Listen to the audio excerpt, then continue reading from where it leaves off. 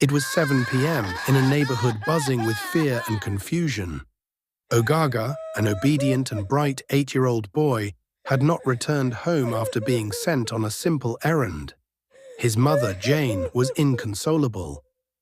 She had only asked him to buy a pack of Indomie pasta from a shop just 3 houses away on EB Street. 7 agonizing hours had passed, yet there was no sign of OGAGA. Friends, neighbors, and relatives gathered in the compound, whispering theories and offering comfort, but no one knew what had happened. Among the concerned crowd was OK, a man with a hidden agenda. When a woman testified that she saw a young boy enter a shop with a man and identified the shop as belonging to OK's wife, Dorcas, OK's heart raced. He rushed home to warn Dorcas and quickly fabricated a story. Soon after, OGAGA's distraught parents, Jane and her husband, Orobosa, came knocking. Without exchanging pleasantries, Orobosa demanded answers. Dorcas, calm and composed, denied knowing OGAGA and initially claimed no one matching his description had visited her shop. But after a dramatic pause, she shared a detail. She had seen Freeman, a mechanic and former tenant of theirs, walking with a boy who resembled OGAGA. This revelation wasn't innocent. OK and Dorcas had a score to settle with Freeman. He had won a court case against them after being served an abrupt quit notice, forcing them to allow him 6 rent-free months before vacating their property. Though Freeman had since moved out, OK and Dorcas still burned with resentment. Seizing the chance to get even, they twisted the truth, falsely implicating Freeman in OGAGA's disappearance. Determined to find their son and convinced by Dorcas's story, Jane and Orobosa had Freeman arrested within the hour. They also announced OGAGA's disappearance on the radio, desperate for any information. Meanwhile, the truth was far more sinister. OGAGA's journey had started innocently at noon. Dressed in a white t-shirt and navy blue shorts with white stripes and yellow slippers on his feet, he joyfully ran toward Mama Ebby's shop. Suddenly, he heard a familiar voice call his name.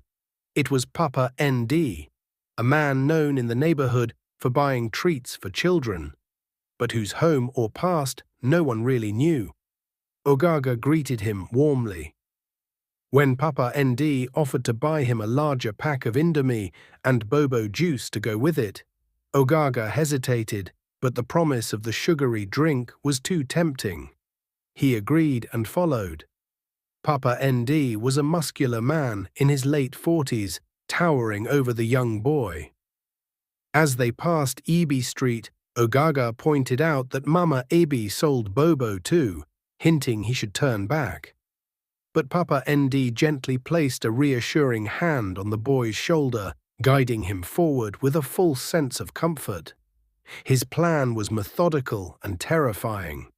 They walked past the familiar streets and turned onto Batata Street, a known slum populated by criminals. Stopping at a roadside shop, Papa ND bought 2 cans of bobo. He began drinking one, and while OGAGA watched, he slipped a drug-laced can from his pocket and swapped it for the other. "Take, my boy," he said kindly, handing the tampered drink to OGAGA. Unaware of the danger, OGAGA smiled as he took the juice. To bystanders, the scene was nothing unusual, just a father and son sharing a moment. That's exactly what Papa ND wanted. His calm demeanor masked a pounding heart. He knew if he were caught, the consequences would be deadly. Back in the neighborhood, OK felt triumphant. He whispered to Dorcas, "With this, I'll kill 2 birds with 1 stone." Dorcas asked how. "Don't worry," he replied, "just trust me." The trap had been set. But the story wasn't over, and the fate of little OGAGA still hung in the balance. Would he drink the drugged bobo? Would someone intervene in time, or had Papa ND's sinister plan succeeded under the guise of kindness. The night crept on with more questions than answers, and the shadows of betrayal, revenge, and a child's innocence loomed heavily over the neighborhood.